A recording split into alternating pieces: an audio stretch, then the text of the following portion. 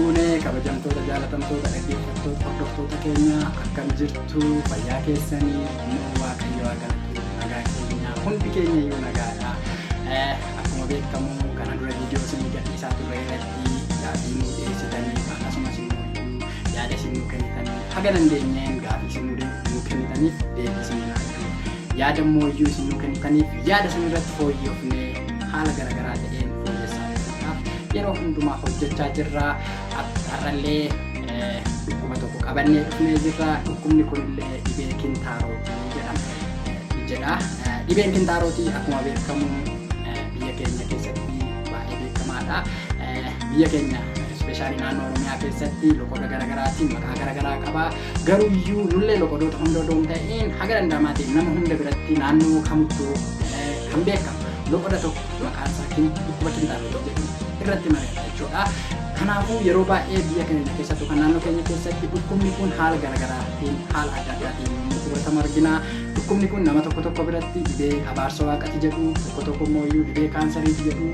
Dhugumaaree laata mee oolmaan ilaala. Dhibeen kintaarootii maali? Jalqaba dhibeen kintaarootii dhibeen kintaarootii dhiitaa naannoo qaama gadi taa'umsaa irratti mul'atu yookaan immoo iyyuu keessaa gadi ba'u yoo ta'u, innis sababa ujummooleen yookaan hiddi dhiigaa naannoo kanatti gurmuun argaman dirri isaanii diriiruudhaan ujummooleen kun dhiigaan guutamanidha. Yeroo kana dhiigni isaan keessa jiru achitti walitti qabama jechuudha. Kanaafuu dhibeen kun abaarsa waaqas miti, kaanseris miti jechuudha. Kan amma isin hiike.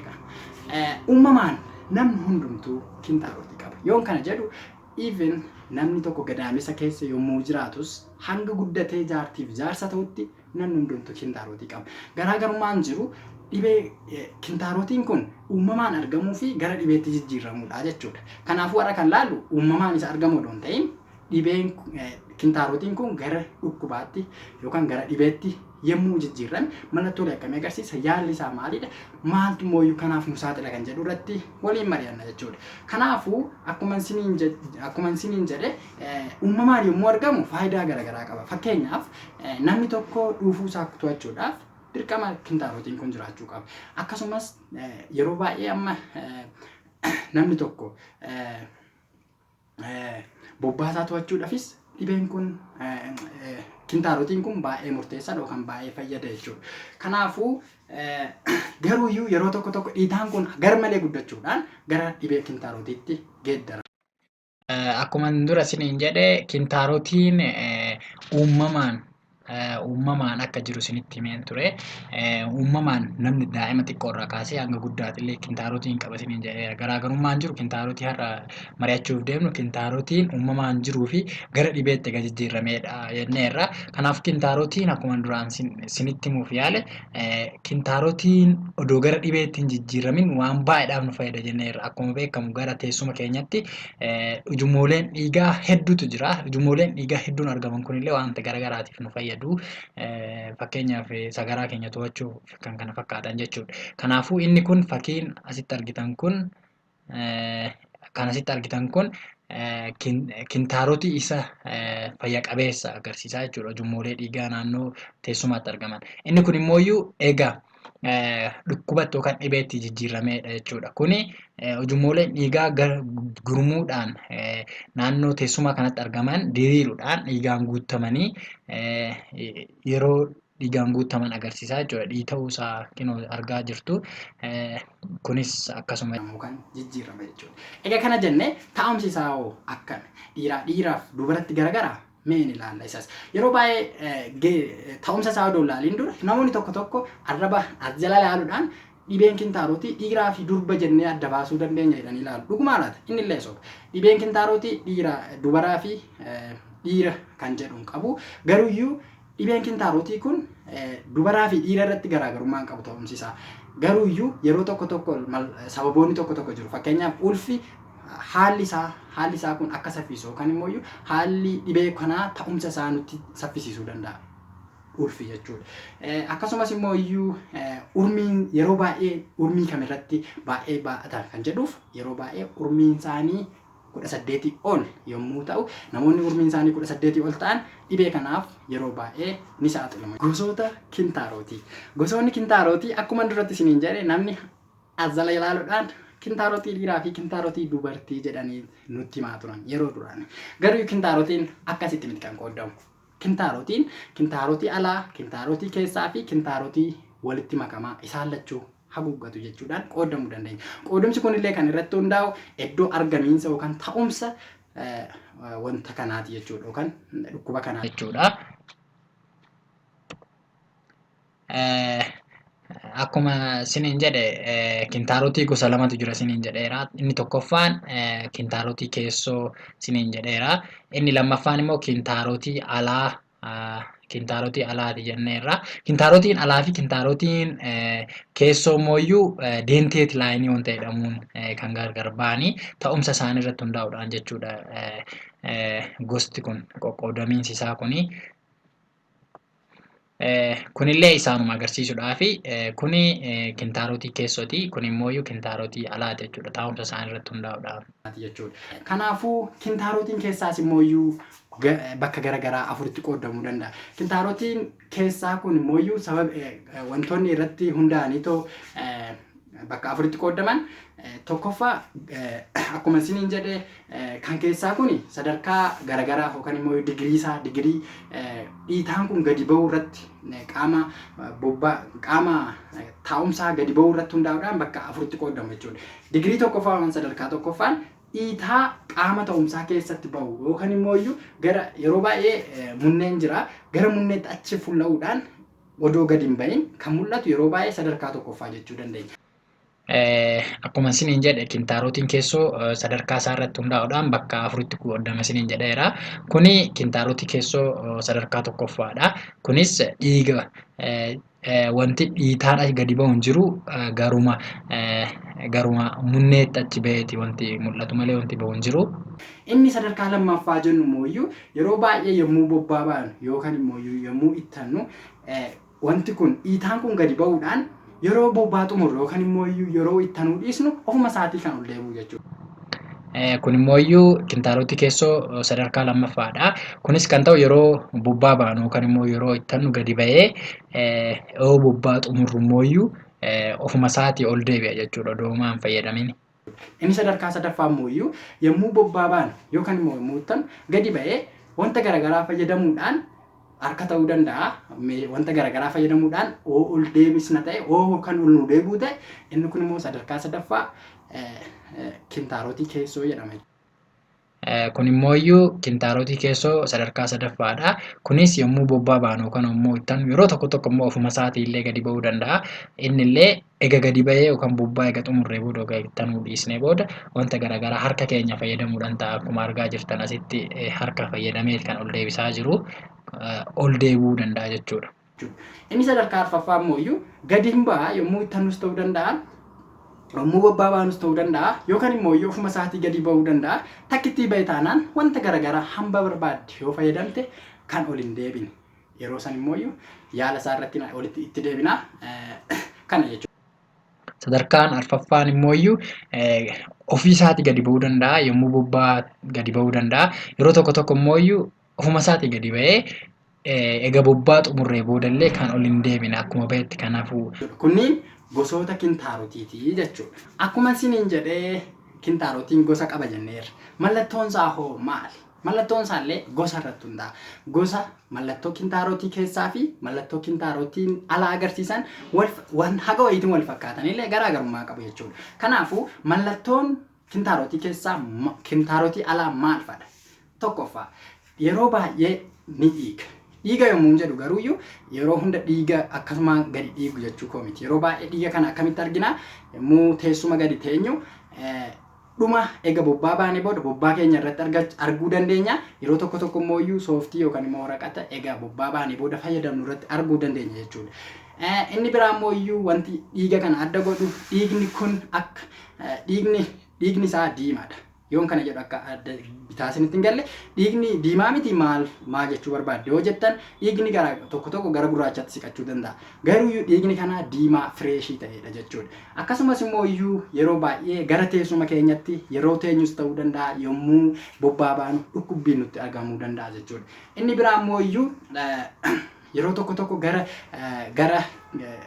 gara teessuma keenya irratti teessumni keenya nu hoosisuu yookaan immoo waan nu hoosisuuf hooquu dandeenya jechuudha.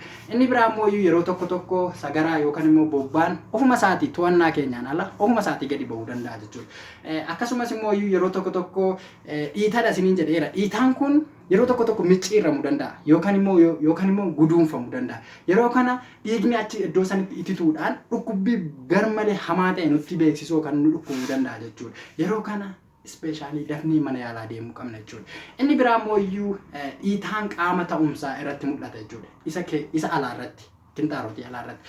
Yeroo tokko immoo darbee dhiiga isiniin jedheera waan yeroo tokko sirriitti dhiiguu danda'a. Yeroo tokko immoo yeroo dheeraadhaaf dhiigni kun nurra yoo ture hir'ina dhiigatiif nu saaxiluu danda'a. Mallattooleen hir'ina dhiigaa fakkeenyaaf mataan nutti naanna'uu, ijji nutti mataan nu maruu, ijji cillimnutti jechuu fi gurri keenya nu iyyuu mallattoolee kanneen nu dadhabsiisuu fa'aallee nutti dhagahamuu danda'a jechuudha. Egaa kintaarotiin alaa akkas jenne kintaarotiin keessaa hoo maali mallattoon isaa? Kintaarotiin keessaa akkuma isiniin jedhe sadarkaa yookaan digirii irratti hundaa'a. Isinis akkuma isiniin jedhe sadarkaan isa tokkoffaa yeroo baay'ee dhiiga bichaa yookaan xiqquma dhiiguu bichaa ta'uu danda'a mallattoon isaa.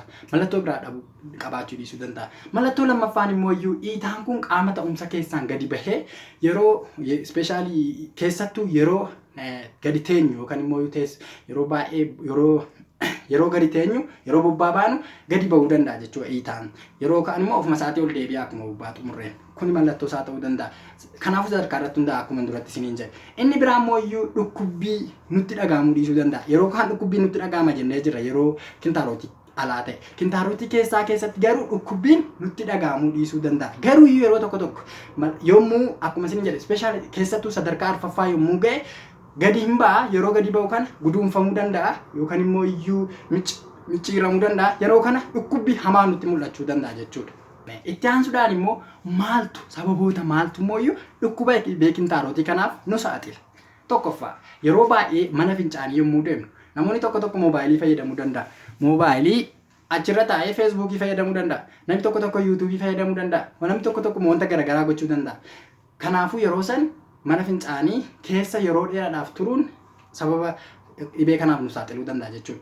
Inni biraa immoo dhibee achi teenye sirriitti ittan jenneetoo bobbaa yommuu baasnu sirriitti ittanna taanaan ammallee dhibee kanaaf nu saaxiluu danda'a jechuudha. Inni biraa furdina garmalee sirriitti furdachuu inni kunis dhibee kanaaf nu saaxila jechuudha. Yeroo tokko immoo gogaa garaa yommuu jedhu yeroo tokko garaan keenya nu gogguu danda'a. Yeroo dirqataan jedhamu jechuudha afaan Amaariffaadhaaf yeroo dheeraa yoo nurra ture akkasumas immoo baasaa yeroo dheeraadhaaf nurra ture kanaaf nu saaxiluu danda'a jechuudha. Inni biraa biyya keenyatti baay'ee beekamaa ta'uu baatus walqunnamtii saalaa qaama ta'umsaatiin yommuu raawwatamus dhibee kanaaf nu saaxiluu danda'a. Inni biraa quufa yeroo dheeraadhaaf sirriitti quufnee nyaanna taana illee dhibee kanaaf nu saaxila. Inni biraa wantoota garaa keenya wannoo isaanii bokoksan yookaan dhiitessan kana yommuu jedhu fakkeenyaaf dhukkubni tiruu garaa keenya nu bokoksuu danda'a. Akkasumas immoo kaansaroonni tokkos jiru. Inni biraa immoo dubartoonni keenya yommuu ulfaanis dhibee kanaaf akka saaxilaman godhuu danda'a jechuudha. Inni biraa nyaata fuduraaf kuduraa garagaraa nyaachuu dhiisuunis dhibee kanaaf nu saaxila. Dhibee sukkaaraa, alkoolii baay'inaan dhuguun dhibee tiruu wajjin wal qabachuu danda'a. Dhukkuba tiruu waan nutti fiduuf yeroo kana garaan keenya nu dhiitessaa yeroo kana sababa kanaaf nu saaxiluu danda'a. Egaa hangana jennee boodammoo akkamiin of gargaaruu dandeenya? Waan kana jedhu wanta lamarratti xiyyeeffachuun barbaada. Inni jalqabaa osoo nuun qabin dura yookaan dhukkubni kun odoo nuun qabin dura akkamiin of gargaaruu dandeenya? Akka nuun qabne akkamiin gochuu dandeenya jechuukooti. Inni lammaffaan immoo eega nu qabee booda immoo yaala akkamii mana keessattii fi akkasumas immoo mana yaalatti yaala akkamii argachuu dandeenya kan jedhu isiniif hima jechuudha taasisuudha. Akkuma isiniin jedhee mana jalqaba akka nuun qabne gochuudhaaf wanta garaagaraa gochuu qabna jechuudha. Inni jalqabaa wantoota duratti sababa dhibee kana nuuf saaxilan irra haga danda'amaa ta'een of irraa of baraaruudha jechuudha. Fakkeenyaaf waan kana jedhu duratti mana fincaanii deemuudhaan yeroo dheeraadhaaf mana fincaanii turuu, mana fincaanii taa'anii too moobaayilee marsaalee garaagaraa fayyadamuu isiniin jedheera. Haga danda'amaa ta'e isaanirraa of hir'isuudha jechuudha. Mana fincaanii yommuu deemne dafnee bobbaa keenya baanee dafnee gara hojii keenyatti deebi'uudha. Inni biraa immoo iyyuu mana fincaanii yommuu deemne sirriitti ittanuu kan humna fayyadamuu dhiisuudha jechuudha. Inni biraa immoo iyyuu fuduraalee fi kuduraalee garaagaraa. Yoon kana jedhu akkuma duratti isiniin jedhe fuduraalee fi kuduraaleen kanneen akka ataraa, baaqelaa, muuzii, dinnicha, aappilii wantoota kanaa fi kan kana fakkaatan fayyadamuunis haga danda'amaa ta'e wanta kanaaf akka hin saaxilamne nu godhu jechuudha. Inni biraa bishaan gahaa dhuguu. Kana durallee jennee jirra bishaan gahaa dhuguun baay'ee bu'aa qaba. Kanaafuu bishaan yeroo hundumaa fayyadamuu qabdu jechuudha. Bishaan baay'ee bu'aa guddaa qaba. Inni biraa sochii qaamaa gochuu. Sochii qaamaa yommuu jedhu salphaadha hanga cimaa dabalata. Kanaafuu sochii qaamaa sasalphaa fakkeenyaaf wookii gochuu, deemsa, fiigicha xiqqaa akkasumas immoo bishaan daakkaa yoo kan argattan ta'e jechuudha. Kanneen gochuunis guyyaatti yoo xiqqaate daqiiqaa 30 torbanitti guyyaa 5 yoo xiqqaate gochuu qabdu jechuudha. Kunillee dhibee kanaaf akka hin saaxilamne nu godha jechuudha. Inni biraa bobbaa dabarsuu dhiisuu. Yoon kana jedhu keessattuu warroonni karaa deemtan, imalarra jirtan wanti kun isinii mijachuu dhiisuu danda'a. Dirqamtan jaalattan odoo hin ta'in dirqamtanii bobbaa keessan dabarsuu dandeessu. Garuu hanga danda'amaa ta'een yoo wanta akkanaas hin dirqamsiisuu baate mana fincaanii hoosin qabe daftanii too bobbaa odoo hin dabarsin fayyadamuu qabdu jechuudha. Inni biraa egan kana jedhe egan qabee booda immoo iyyuu maal gochuu qabna? Inni jalqabaa manatti akkamitti of gargaaruu dandeenya? Inni lammaffaan immoo yoo mana yaalaa deemne ogeessa fayyaatiin yaalamuu qabna kan jedhu jechuudha. Mana keessatti wanta garaagaraa fayyadamuu dandeenya. Manatti kan yaalamuu qabnu yeroo kintaarotiin kun sadarkaa tokkoffaa fi sadarkaa lammaffaa ta'e salphumatti manatti of gargaaruu dandeenya. Kanaafuu karaaleen manatti ittiin of gargaaruu dandeenyu immoo isaan keessaa muraasa isinii jechuudhaaf inni jalqabaa bishaan ho'isanii egaa bishaan ho'isne booda bishaan ho'isuu isiniin jedhu hanga nama gubutti gahuu odoo hin ta'in suuta xiqqeessitanii las haga jedhutti bishaaniin ho'istu san booda soogidda daaktanii mooqaa 2 yookaan 3 yookaan fal'aana 2 yookaan 3 suuta jettanii itti buustu. Egaa buustanii booda bishaan xiqqoo ho'isan irratti suuta jettanii teessuma keessanii irra teessu daqiiqaa 20 guyyaatti hagana yoo gootan yoo keessattuu yommuu rafuuf deemtan akkas gootanii yommuu raftan baay'ee isin gargaaruu danda'a. Inni biraa cuunfaa loomii. Cuunfaa loomii yookaan immoo iyyuu cuunfaa jalqaba qullubbii adii yookaan shunkurtii adii sirriitti egaa kattaftanii cuunfitanii booda bishaan xiqqootti gootanii isa san bakkee sanitti suuta jettanii itti diddibdu jechuudha. Cuunfaa loomii akkasumas qullubbii adii. Inni biraa cabbii qabbanaa. Kuni keessattuu warroonni firiijii qabdan fayyadamuu dandeessu. Isa san fuutanii itti qabuu dandeessu jechuudha cabbii san. Innis guyyaatti yeroo 3 yoo xiqqaate guyyaatti yeroo 3 gochuun baay'ee isin fayyada jechuudha. Isa san immoo hangamiif tursiistu kan jedhuuf hanga daqiiqaa 2 akkas yoo tursiistan yommuu rafuu eddan yookaan ganama misa laaqana irratti yoo gootan baay'ee isin fayyada jechuudha. Kana hunda gootanii yoo isin wayyaa'uu baate yookaan bu'aan tokko yoo dhufuu baate tokkoffaa dhibee biraa ta'uu danda'a. Dhibeen qaama teessuma kanatti mul'atan baay'eetu jiru kan kana fakkaatan. Kanaafuu dhibee biraa ta'uu danda'a jechuudha. Kanaafuu mana yaalaa deemuu qabdu. Inni tokkoffaa isa kana yeroo itti mana yaalaa deemtan. Inni lammaffaan immoo iyyuu yeroo tokko odoo baay'ee isin dhukkubin yeroo matakkaan dafee dhukkubu yoo ta'e duratti isinitti mee jira. Kan dhiitaan kun yeroo tokko guduunfamuu danda'a yookaan immoo iyyuu akkas yommuu guduunfamu san dhiigni achitti isitee dhukkubbii hamaa nutti geessuu danda'a. Yeroo kanas dafnee mana yaalaa ogeessa fayyaa mariisisuu qabna. Egan kana isiniin jedhee kana fakkaataa kanarraa waan dhaggeeffattaniif guddaa galatoomaa. Ammallee yaada keessanii fi deeggarsa keessan akkasumas immoo gaafii keessan waa'ee kanaa fi kana fakkaatan irratti nu gaafachuu dandeessu. Balballi keenya banaadha. Guddaa galatoomaa isiniin jenna. Ammallee peejii keenya laayik godhaa. Chaaneelii yuutuubii keenya ammoo sabiskiraayib godhaa. Guddaa galatoomaa. Fayyaa ta'aa. Fayyaa uummata keenyaa. Nagaatti.